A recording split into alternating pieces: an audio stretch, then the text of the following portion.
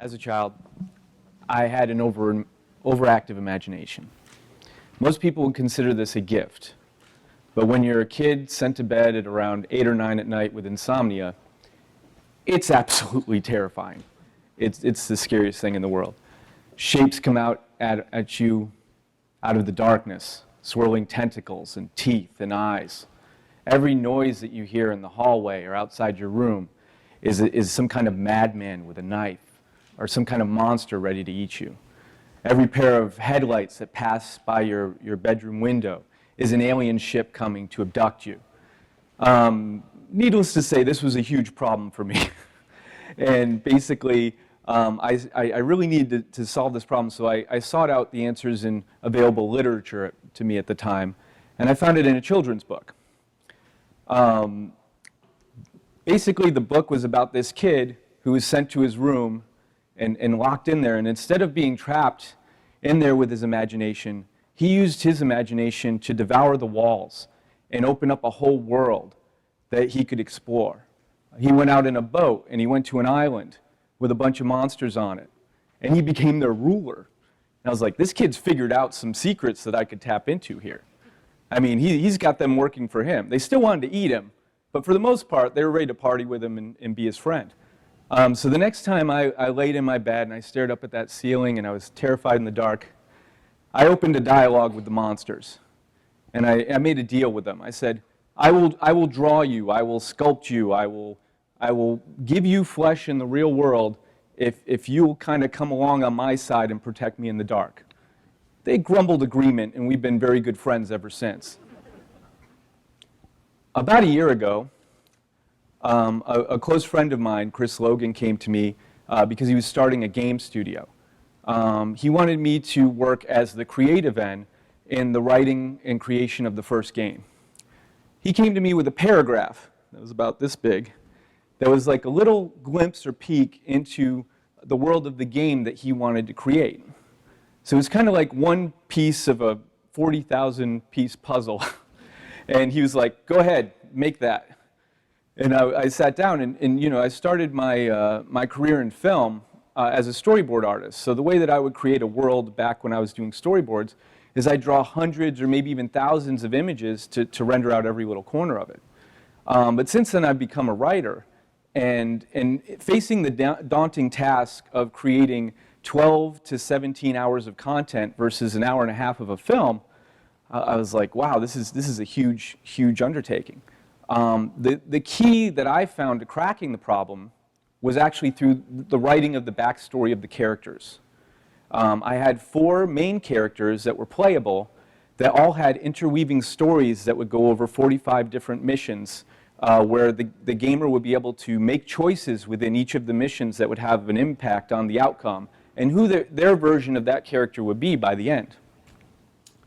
And I cracked a lot of it with the 4 main characters, but one of the most enjoyable and I think the best part of the experience was actually writing the backstories in the bios for all of the non-playable characters, the NPCs. I created 39 of them because I just couldn't stop doing it. Each character was like a little flashlight that I was shining into a different corner of this world. And it's an immense futuristic cyberpunk world. And each character in their connection to one of the main characters allowed me to challenge them and challenge the gamer to make moral choices and hard choices that would allow them to have a very immersive experience in that world. Now, in terms of giving an example of that, unfortunately, I can't talk about the specifics of that game because they'd probably never find my body. My friend Chris would find me. So instead, if you'll take a little leap with me, we'll go from the world building of that game to universe expansion for a second. This is a huge concept that's hitting movie theaters right now. You see it with the DC universe, with the Marvel universe, and now with the Star Wars universe. So if we were to take a character that most people are aware of, such as Han Solo, and we were to look at just the little tidbits that we got in episodes 4 and 5 of Star Wars. We know that he's the captain of the Millennium Falcon. We know that his best buddy is Chewbacca, and that he's done the Kessel Run in under 12 parsecs, or at least he claims to. Okay, we're going to take his word on it. We know that he has a history with Lando Calrissian, and that there was maybe a card game where the Millennium Falcon has traded hands a couple times, and various other aspects. We know that he got in trouble with Jabba the Hutt and as a smuggler and had some Imperial trouble where he had to dump a shipment. So if we were to throw all of these things into the blender and come up with just a basic skeleton for a Han Solo solo film, basically we'd be tempted to start with him as a child, like in Phantom Menace they did with Darth Vader. But let's jump in a little later, because Han is kind of like this swinging, fun character. We might want to see him a little older. So maybe we're in a cantina-style gambling den filled with aliens from all across the universe. And Han is flanked by Chewbacca, because they already know each other. We want that dynamic in there. And he's playing a card game. And he's playing a card game against Lando Calrissian. And he just won. And he just won the Millennium Falcon. Now, Lando accuses him of cheating. They get into a brawl that spreads out through the whole gambling den. And Chewbacca and Han have to escape with their lives in a daring escape. Maybe there's a little blaster fire in there. We don't know yet. The next we catch up with Han and Chewie, they're actually stealing the Millennium Falcon, because now Han feels it's his. He's going to take it. Once they've stolen it and taken off, they find out that Lando and his protocol droid are on the ship, and now adventures will ensue. Now, the character of Han Solo, to me, has always reminded me of Rick from Casablanca. Okay, you have a lot of correlations there. He's this kind of jaded, sexy guy, definitely a lover and a romantic at heart. But I think for an origin story for Han, it might be really fun to play with a character that's a female freedom fighter for the rebellion, his Elsa, okay? And this woman, over the course of this story, would basically smash his heart to pieces. She would destroy him. She would destroy him in terms of love. She would also destroy him in terms of his passion for heroism and for the rebellion, okay? And then over the course of this, maybe there's a detainment center where the Imperial, where the Empire keeps their rebel prisoners, and they're being tortured, and Han has to make an incursion with Lando to go save people. Maybe they run into Darth Vader, because he'd be alive then, which would be amazing. And then they take off, and they run off, and then Han would make his famous Kessel run in maybe 12.5 parsecs. Maybe the fish got bigger in that story, who knows, and makes a name for himself as an accomplished smuggler. And he, after having his heart broken and everything else and all these altercations, he decides to just be out for himself and a smuggler, and then sequels would ensue that would probably bring him into Jabba's palace, and we know how that ends up. So now, everything that I just said, there's a million different ways to tell that story, and I'm sure it will be told in an amazing fashion once it's told. But everything that I just outlined was basically according to canon. I didn't break any of the established rules within the story ahead of time. And for me, that's like the paragraph that my friend Chris gave me.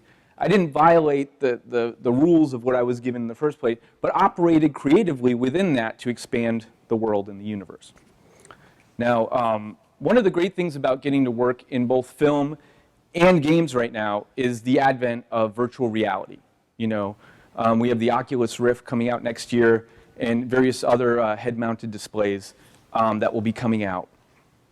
And for games, this is a very easy transition. I mean, games are already pre-built to operate almost directly with virtual reality. What virtual reality allows you to do, in case anybody isn't familiar with it, you basically put goggles over your eyes, and instead of having an experience where the camera is moved for you, you basically can control the camera by looking up or down or in any direction.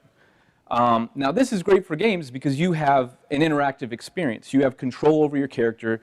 You have an infinite timeline where you can wander freely through this world or go up to a non-playable character or a particular building or whatever and press X and initiate a story sequence or thread. In cinema, however, virtual reality cinema is more of a challenge. As soon as you've lost control of your camera as a director or a cinematographer, how do you get the viewer's attention? How do you keep it focused on the correct thing to create a nuanced and compelling narrative? It's very difficult. I mean, it's tempting to just have somebody over here being like, hey, over here, quick, what are you doing? Why are you looking over, or an explosion or whatever. But, that's going to get old very quickly.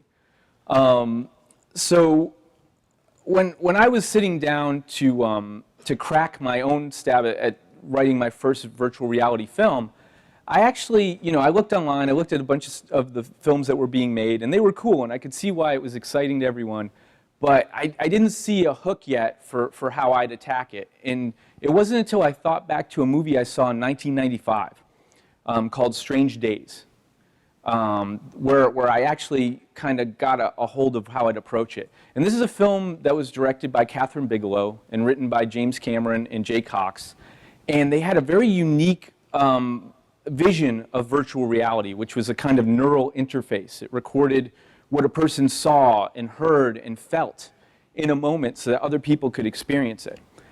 And so it's very much POV filmmaking, but brought to a whole new level of immersion, right? You can put somebody into the shoes or the skin or another gender or another sexual orientation. You can connect people in a way that couldn't possibly be done before. One of the big scenes that really affected me, that's where the mic is basically this scene where Lenny Nero, who's a character played by Ralph Fiennes, goes to visit a friend of his that's in a wheelchair, and he's lost his legs. And up till then, Lenny had kind of been portrayed as a sleazeball and kind of an asshole and kind of a jerk that was only out for himself. But he kind of offhandedly hands this disc to his friend. He's like, I had this done special for you. And he kind of like lets him plug it in, and he goes into it. And all of a sudden, he's transported to this beautiful beach. And there are these rolling waves. And it's a beautiful day. And he looks down, and he's jogging. And these beautifully, perfectly formed legs through the sand, his toes in the sand, running through. And there's a beautiful woman jogging past him, and they look at each other and kind of do that jogger checkout thing, kind of like, hey. And they cut back to this guy, and the joy, the pure joy on this man's face from this basic human experience that is given to him through this virtual reality, to me, shows a big possibility for this medium. And I think the biggest thing for it is that we experiment with it, that we don't reduce it to what we've done traditionally with cinema. I don't think we can shoehorn cinema into virtual reality the way that we have in the past. I think it opens up doors for amazing documentaries and an amazing, especially for horror experiences, which my film is actually a horror film. I mean, you can really terrify someone when you put them in the body of like a protagonist that's trying to survive monsters and all of those things that I saw in the dark when I was a kid. Now I get to turn them loose on other people, which I think may alleviate my fears a bit. But yeah, it's this opportunity to hopefully, like the boy did in that children's story that inspired me when I was a kid, take down the walls that separate us and create these imagined or even real worlds that we can share with other people, and hopefully share different viewpoints in different religions, in different experiences as people of different genders and sexual orientations or whatever else, so that we can start seeing other people's perspectives more clearly and tell stories that help connect us through human experience and through imagination, basically. And thank you very much.